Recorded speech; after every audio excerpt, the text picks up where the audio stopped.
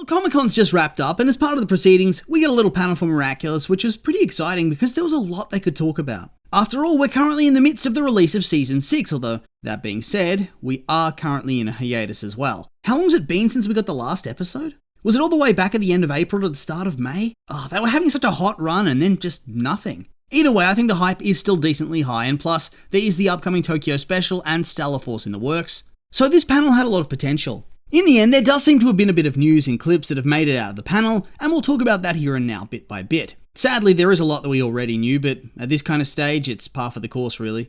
Okay, so let's jump into it, shall we? First up, we got the confirmation that Miraculous Corp is going to keep making teen superheroes, which I think, after the success of Miraculous, and then the announcement of Stella Force is just an absolute no-brainer. The reality is that even if the superhero craze of the 2010s has cooled off quite a lot over the past couple of years, there's still a big untapped market to be had. Miraculous has become wildly successful, beyond the expectations of the original creators, I'm sure, to the point that they formed this company to handle the franchise going forward. With this comes more opportunity to expand their reach. Stella Force will be the first test, and I think it has a good chance of being successful and potentially bringing in new fans as well due to the setting and the style they're going to be using. They seem to have enough faith in it already because they have the show in the pipeline as opposed to seeing how well the special performs first. And so I think if the show starts to do well, we're going to see a lot of different shows announced, with the world specials likely serving as pilot episodes and introductions for those new characters, whilst also giving them the brief boost of having Marinette involved with them. I know people love to hate on her online, but with the casual audience, I'm pretty sure Ladybug is leagues more popular than any other character, and so bringing her in even for a limited time is likely going to get people to give it a chance.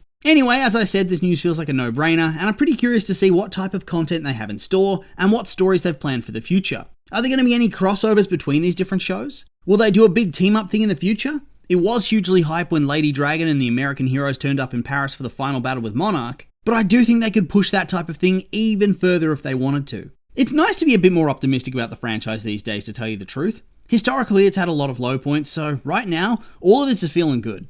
Next up, apparently the reveal, i.e. the Adrian is Cat Noir and Ladybug is Marinette reveal, is going to be locked down for some years and is not going to happen for the foreseeable future. Yeah, I get that this is likely going to be a massive source of frustration and angst for a lot of fans. After all, at a certain point it does feel like they're really milking that dynamic for all it's worth, but I do think I somewhat understand why they might be doing it this way. One, it is a pretty big draw point of the show and a pretty huge storyline overall. Right now they're building a lot of time-sensitive story points which they probably want to spotlight more than this one, which can just be done whenever. However, on top of that, based on certain episodes like Revelator, El Toro de Piedra, and then a little preview we got of Mister Agreste, I think the story is leading up to Adrian finding out that his dad was Monarch and that Ladybug lied to him, which in turn is going to lead to cracks within the hero team, particularly with Cat Noir. After all, when you think about it, he got hit with a double betrayal. Not only did Ladybug lie to him as Adrian, but she didn't tell Cat Noir, her longtime partner, the truth either. That's already a lot to be getting on with, but if this came along with an identity reveal, I just don't see how it doesn't lead to a complete breakup. There's no chance that Adrian could stay in a romantic relationship with somebody who lied to him this way, is there? Therefore, I kind of think it's better if the clash plays out between the heroes instead of the civilians, because I think the fandom would actually have a meltdown if after 5 seasons of build, they break up after like a season, and then we need a long-term reconciliation arc. Ugh, no thanks. If I've learned anything from the Dragon Prince, breaking up the most popular romantic ship after seasons upon seasons of build is a good way to tank the appeal of your show. I'm not saying Miraculous would ever need to beg its fans to contribute to its Kickstarter to try to get a distributor interested, but it also feels like a hornet's nest that you don't really want to kick. Look, feel free to disagree with me on this one, because in the end, I do get that we've been waiting for it for years and years, and at this rate, half the hero team is going to know who Ladybug is before Adrian does. I just think there are certainly justifiable reasons as to why they're going down this road. Back to Stella Force for a moment, we also got some clips that started to showcase some of the character dynamics, with Kagami as a bit of a focal point for them in this particular scene. Honestly, this whole clip was very funny and makes me very optimistic as to the quality of the special and the show in general, as long as the writing lives up to this. From what we can see, the clip is Kagami at a school in Japan where she's met the class who are going to make up the Stella Force, and I guess she tried to befriend them, but in typical Kagami fashion, she figures that she has to somehow force them or scam them into being friends with her, which is honestly a little bit sad when you think about it. She's been challenged to reach a button, and I guess by going against the normal rules of the game, she breaks the school record. This and her matter-of-fact and deadpan way of expressing herself leads her into conflict with one of the lead characters. Judging by the scene, it's going to be the blonde character from the poster, I think. She seems like she's going to be the tried and tested anime character archetype of angry person. The type of character who's constantly flying off the handle and yet is still a leader and is really strong and skilled. Think Bakugo from My Hero Academia. They also seem to be really leaning into the anime side of things, which I like. The sweat droplet that appears, and then the angry mark that appears on her head when Kagami's just deadpanning her.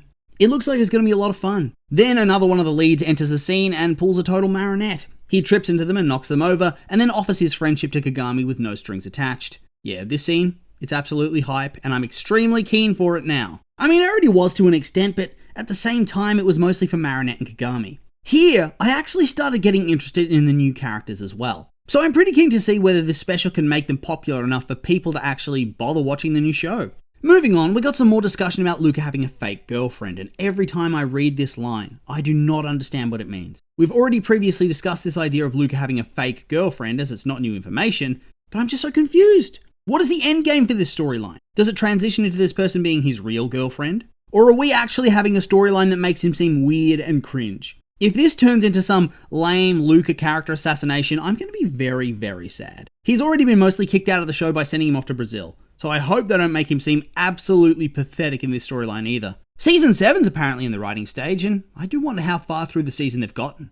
I'm hoping they do finish it sooner rather than later, because I'm not really all that keen on the idea of having to sit around waiting for years and years for it to be released, you know? Maybe I'm just being a bit greedy, but nobody likes a massively long off-season. Although at the same time, as long as they can maintain the quality they're building across Season 6 so far, I suppose they can take as much time as they want to finish Season 7. As long as we can avoid writing travesties like the end of Seasons 3 and 5, I think a couple of extra months here or there is a small price to pay. Speaking of a few extra months, it seems the ongoing hiatus for Season 6 has no real end in sight. I do wonder what the purpose of this long gap has even been. It's been what, 3 months at this point since we got the last episode that was released? So what's the hold up? Are they seriously doing that thing that Netflix has started doing where you drop some content, then you wait a month and then drop some more? But the only reason Netflix does that for stuff like Stranger Things or now Bridgerton is to maximize their subscribers that they have sticking around. Those two shows are so big that they draw in lapsed subscribers to the platform, and so having them pay for 2 months instead of 1 before dipping is preferable, especially if, in my experience, the longer you have a service, the more likely you are to find lots more stuff you want to watch, and just stick with it. I can't see that being the primary motivator here though, as the episode rights are scattered across so many different channels at this point. This in turn has me a bit confused, and thus, I'm so curious as to what's going on. Have they not finished the animation or something? Is that what's going on here? I think that's got to be what it is, right? They've had these kind of problems in the past, so good chance it's the same old issue rearing its ugly head. Either that or they're going to delay things to extend the season's release window as long as they possibly can, so there's not as much off-season between this and Season 7 maybe, trying to maintain hype. Or maybe between this and Stella Force, which will then buy time for Season 7? I don't really know, and it's not really all that clear to tell you the truth. Either way, we're seemingly going to be forced to endure this hiatus for a little while more. What did they say again? Sometime in the fall? Hopefully September, more likely October. Kill me if it's November. Seriously, it's turning into a little bit of a momentum killer. You'd think you'd want the hype to carry through the summer when a lot of kids have time off, right? It just seems like such a strange thing to be doing when your show's more popular than ever and is getting a lot of positive creative feedback. You want to keep that momentum going. That being said though, it does feel like when they come back, the season is going to be really exciting. I just hope they don't have another episode drop across a couple of months, only to then take another hiatus before the end of the season. That would just be absolutely heartbreaking, wouldn't it? Then the final thing I want to address is that we got some clips from the episode Mister Agreste, revealing who the akumatized villain's going to be, and some of the plot of the episode. First up, we have a clip of Marinette running into a bedroom, I think on the houseboat, where she encounters Luca. And obviously, we all know Luca's still in Brazil, so this is clearly a dream.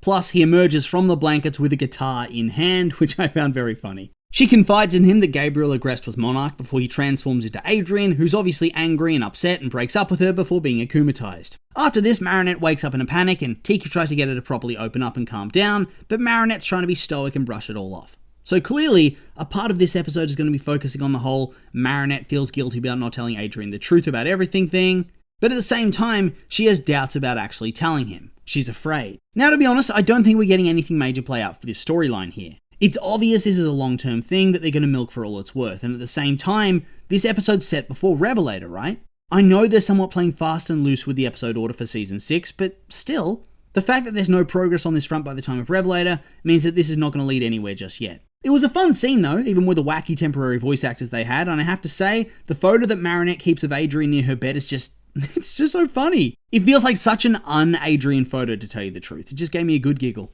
That's not the only clip we got to see though. We also got the villain transformation and the first fight with Cat Noir. Okay, so the villain this time is Theo, the creepy sculptor, who apparently is speedrunning becoming the most despicable character in the entire franchise. I mean, If chasing after 14-year-old girls wasn't bad enough, now he's pressuring Adrian into approving the construction of another statue of Gabriel, to the point that he's trying to go over his head to get the mayor to put the screws on Adrian too. Thankfully, this mayor actually has some morals, and she tells him that they simply need to give Adrian time. This all makes him so mad that he gets akumatized and he takes up the name and form of Mister Agreste. Holy shit, what a degenerate this guy is.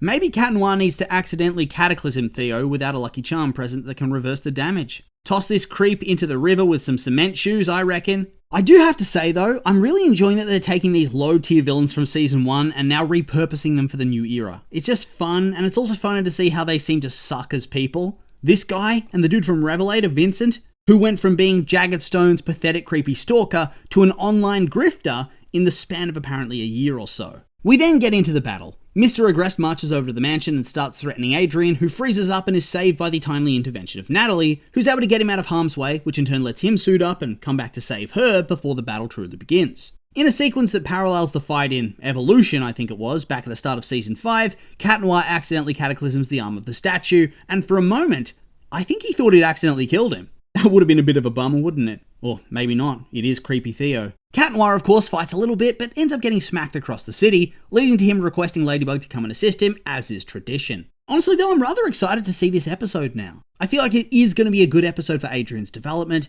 and we might see a bit more of his personal trauma and what's going on here. All in all though, beyond those clips, there wasn't much here that we didn't already know. Don't get me wrong, the clips were fun and it was cool to see what Stella Force is going to look like, but I am not looking forward to another month or two of hiatus until the new episode drops. They're killing me with this. I'm going to have to find some new show to pass the time, I think. With all that being said though, these have been my opinions, and now I'd like to hear yours. What did you think of the Miraculous Comic-Con news and clips? Are you hyped up? Or is your hype shriveling away? I'm curious for your thoughts, so make sure to like, comment, and subscribe, and let me know.